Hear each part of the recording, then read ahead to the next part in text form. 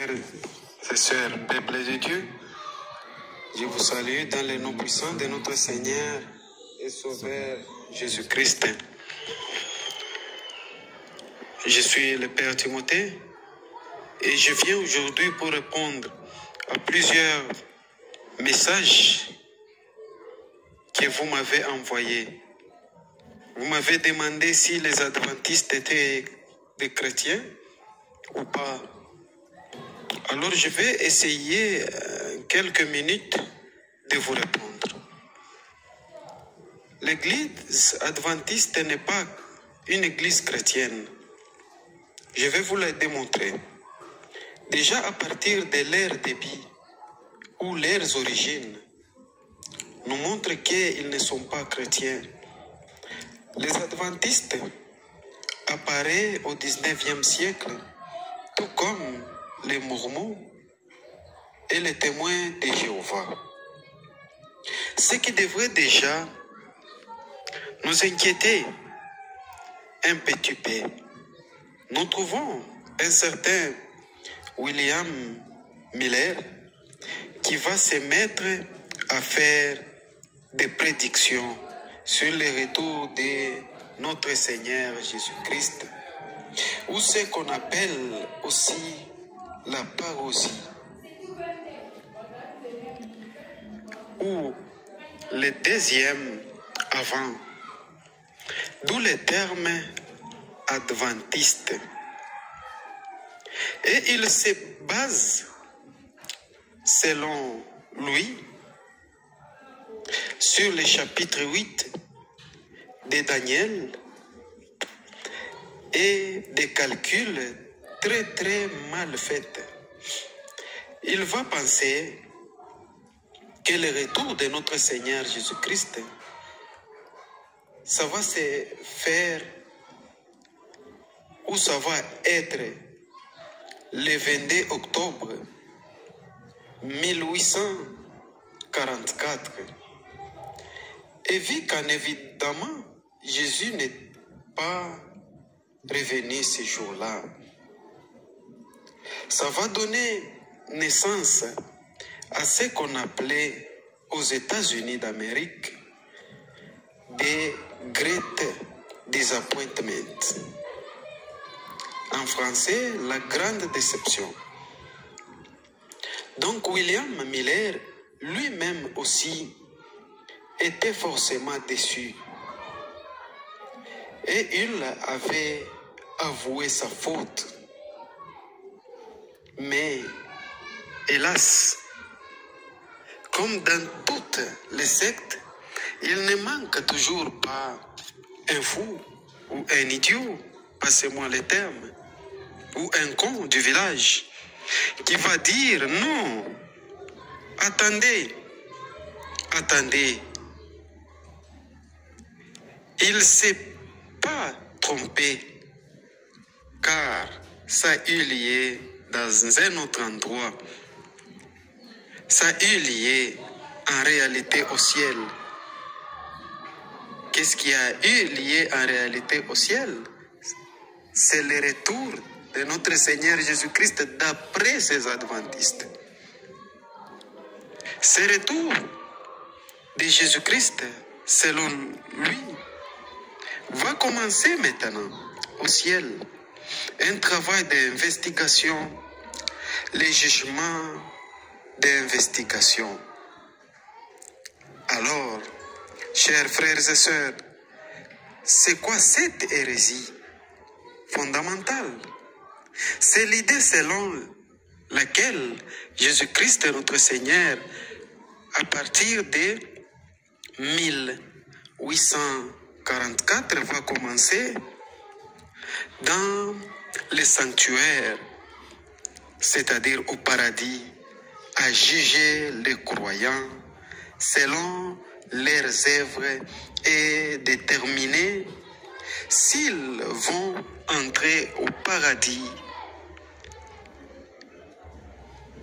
C'est vraiment dommage parce que on n'est pas jugé selon nos œuvres pour aller au paradis, mais tout chrétien sera jugé selon ses œuvres pour obtenir des récompenses et des plus. La Bible nous dit en Galates, chapitre 2, le 16e verset, ce n'est pas par les œuvres de la loi qu'un homme est justifié, mais par la foi en Jésus-Christ. Ça, c'est la première hérésie de nos frères et sœurs adventistes. Pour continuer, chers frères et sœurs, si vous êtes nouveau sur cette chaîne, veuillez vous abonner, veuillez liker la vidéo pour nous encourager et veuillez la partager aussi. Les adventistes croient aux révélations d'une certaine Ellen G. White, qui se faisait appeler la messager de l'Éternel ou la messager du Seigneur. Elle aurait plus de 2000 visions. Donc, les autres disent que c'était des possessions démoniaques. Mais pour les adventistes, il faut vraiment mettre ces écrits ou ces prophéties de la prophétesse ou la soi-disant prophétesse Ellen G. White. Pour eux, ils veulent vraiment mettre ces écrits ou ces prophéties ou ces révélations au même rang que la Bible.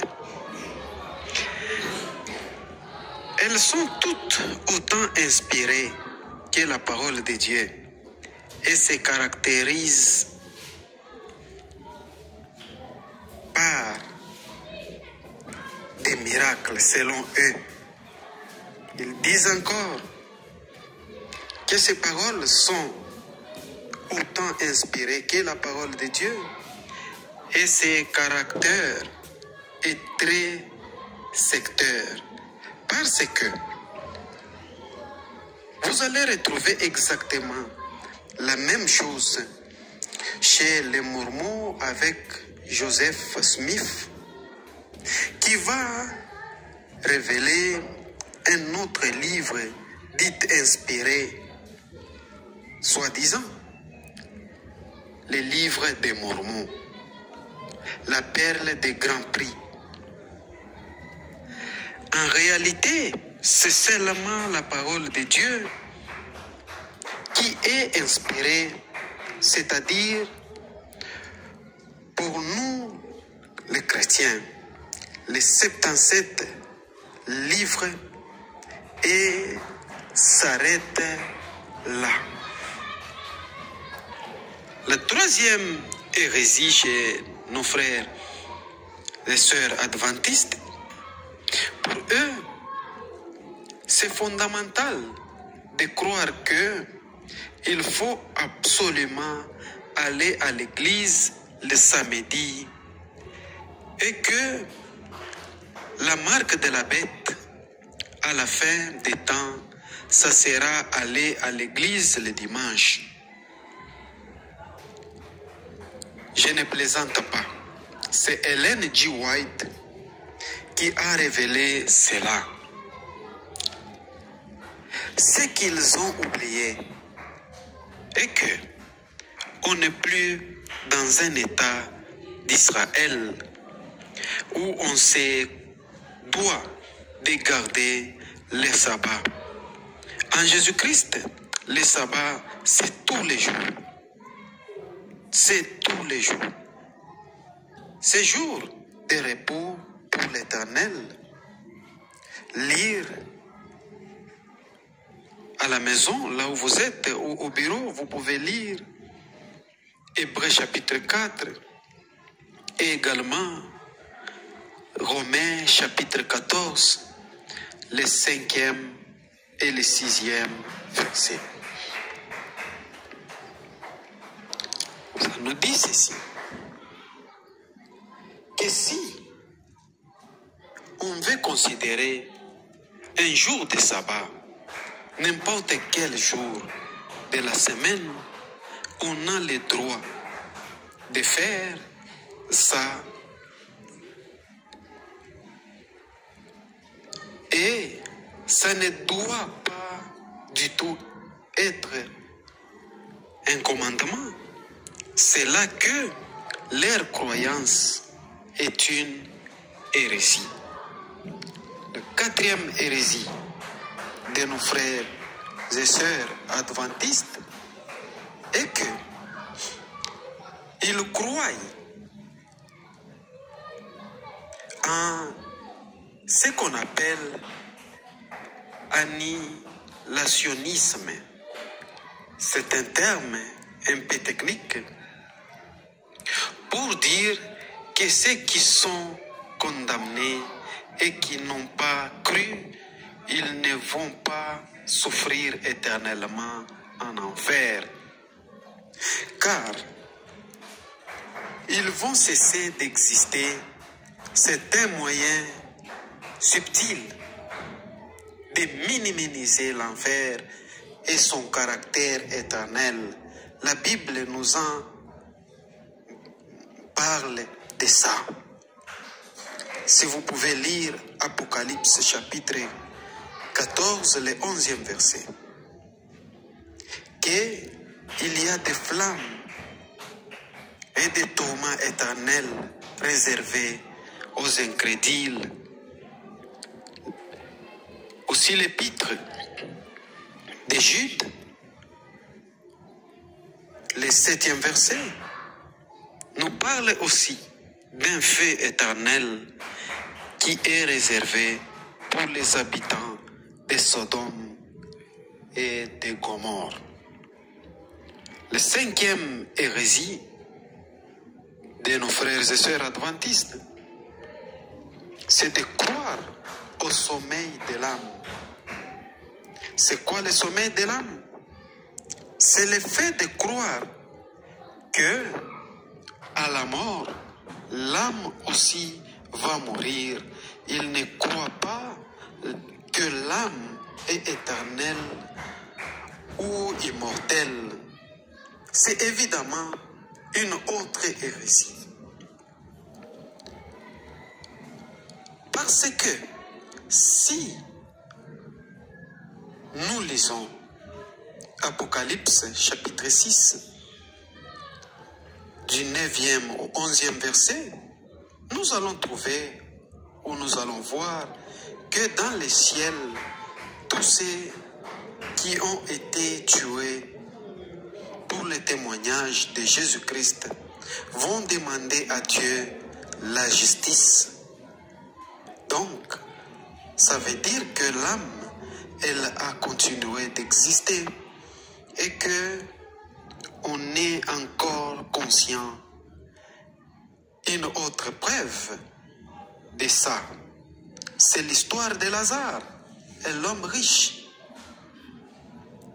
Nous voyons que même en enfer, l'homme riche demande à Abraham qu'on donne une goutte d'eau.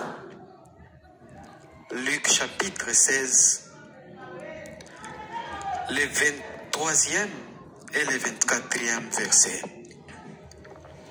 Il y a encore d'autres hérésies, mais les adventistes, ils croient aussi qu'il faut encore garder les restrictions alimentaires de la loi mosaïque.